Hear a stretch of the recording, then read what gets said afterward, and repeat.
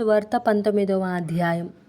అప్పుడు పిలాతు యేసును పట్టుకుని ఆయనను కొరడాలతో కొట్టించెను. సైనికులు ముండ్లతో కిరీటమును అల్లి ఆయన తల మీద పెట్టి ఊదారంగు వస్త్రము ఆయనకు తొడిగించి ఆయన యొద్దకు వచ్చి, యూదుల రాజా శుభమని చెప్పి ఆయనను అరచేతులతో కొట్టిరి. పిలాతు మరల వెలుపలికి వచ్చి, ఇదిగో ఈయన యందు ఏ దోషమును నాకు కనబడలేదని మీకు తెలియనట్లు ఈయనను మీ యొద్దకు వెలుపలికి తీసుకుని వచ్చుచున్నానని వారితో అనెను.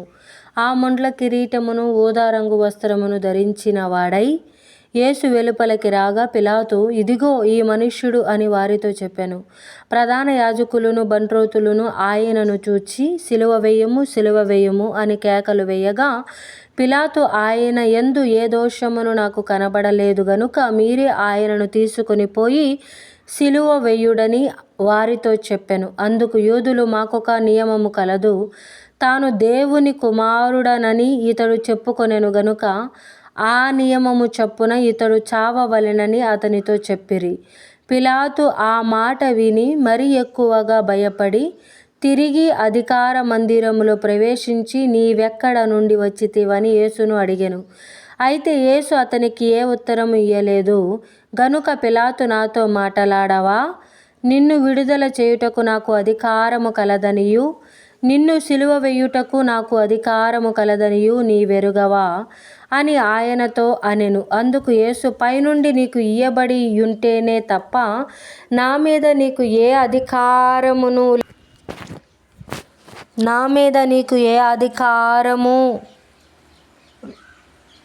అధికారమును ఉండదు.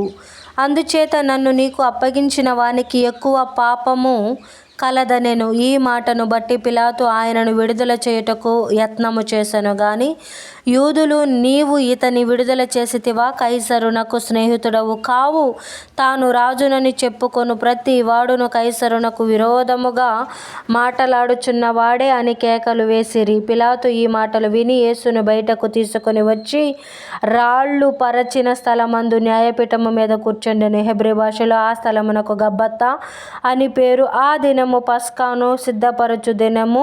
అప్పుడు ఉదయము 6 గంటలు కావచ్చెను. అతడు, ఇదిగో మీ రాజు అని యూదులతో చెప్పగా అందుకు వారు ఇతనిని సంహరించుము, సిలువ వేయుము అని కేకలు వేసిరి. పిలాతు, మీ రాజును సిలువ వేయుదునా అని వారిని అడుగగా, ప్రధాన యాజకులు, కైసరు తప్ప మాకు వేరొక రాజు లేడనిరి. అప్పుడు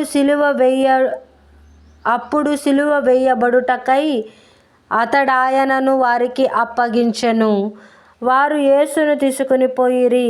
ఆయన తన సిలువ మ్రోసుకుని కపాల స్థలమను చోటికి వెళ్ళెను. హెబ్రీ భాషలో దానికి గొల్గొతా అని పేరు. అక్కడ ఈ వైపున ఒకనిని ఆ వైపున ఒకనిని మధ్యను యేసును ఉంచి ఆయనతో కూడా 2 సిలువ వేసిరి. మరియు పిలాతు యూదుల రాజైన నజరేయుడగు యేసు అను పై విలాసము వ్రాయించి సిలువ మీద పెట్టించెను. యేసు సిలువ వేయబడిన స్థలము పట్టణమునకు సమీపమై ఉండెను. అది హెబ్రీ, గ్రీకు, రోమ భాషలలో వ్రాయబడెను గనుక యూదులలో అనేకులు దానిని చదివిరి. నేను యూదుల రాజునని వాడు చెప్పినట్లు వ్రాయుము గాని యూదుల రాజు అని వ్రాయవద్దని యూదుల ప్రధాన యాజకులు పిలాతుతో చెప్పగా, పిలాతు, నేను రాసినదేమో రాసితిన. నేను సైనికులు యేసును సిలువ వేసిన తరువాత ఆయన వస్త్రములు తీసుకొని ఒక్కొక్క సైనికునికి ఒక్కొక్క భాగము వచ్చినట్లు వాటిని 4 భాగములు వేసిరి. ఆయన అంగీని కూడా తీసుకొని ఆ అంగీ కుట్టు లేక పైనుండి యావత్తు నేయబడినది గనుక వారు దానిని చింపక, అది ఎవనికి వచ్చునో అని దానికోసరము చీట్లు వేయుదమని ఒకరితో ఒకరు చెప్పుకొనిరి. వారు నా వస్త్రములను తమలో పంచుకొని నా అంగీ కోసరము చీట్లు వేసిరి అను లేఖనము నెరవేరునట్లు అది జరిగెను. ఇందుకే సైనికులు ఇలాగు చేసిరి.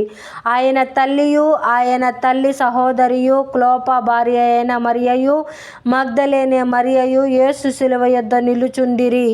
యేసు తన తల్లియు తాను ప్రేమించిన శిష్యుడును దగ్గర నిలుచుండుట చూచి చూచి, అమ్మా, ఇదిగో నీ కుమారుడు అని తన తల్లితో చెప్పెను. తరువాత శిష్యుని చూచి, ఇదిగో నీ తల్లి అని చెప్పెను. ఆ గడియ నుండి ఆ శిష్యుడు ఆమెను తన ఇంట చేర్చుకొనెను.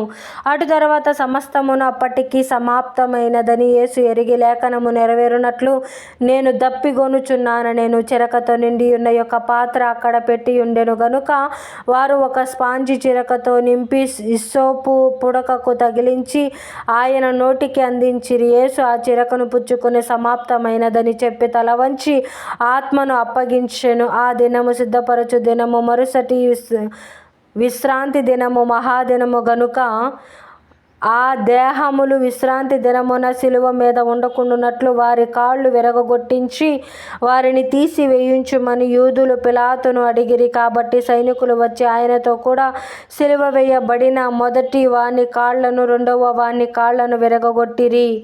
వారు యేసునొద్దకు వచ్చి అంతకు ముందే ఆయన మృతి పొంది ఉండుట చూచి ఆయన కాళ్ళు విరగగొట్టలేదు గాని సైనికులలో ఒకడు ఈటెతో ఆయన ప్రక్కను పొడిచెను. వెంటనే రక్తమును నీళ్లును కారెను. ఇది చూచిన వాడు సాక్ష్యమిచ్చుచున్నాడు, ఇతని సాక్ష్యము సత్యమే, మీరు నమ్మునట్లు అతడు సత్యము చెప్పుచున్నాడని ఆయన నెరుగును.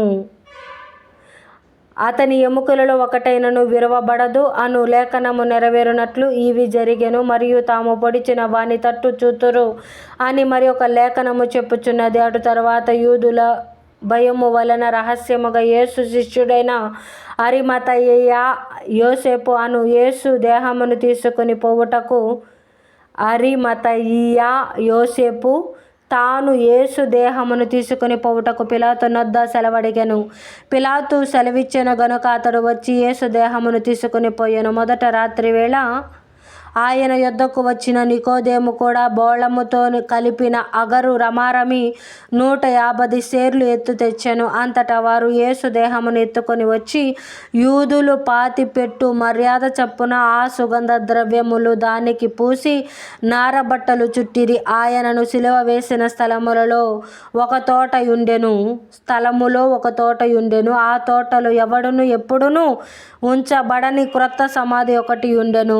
ఆ సమాధి సమీపములో ఉండెను గనుక ఆ దినము యూదులు సిద్ధపరచు దినమైనందున వారు అందులో యేసును పెట్టిరి.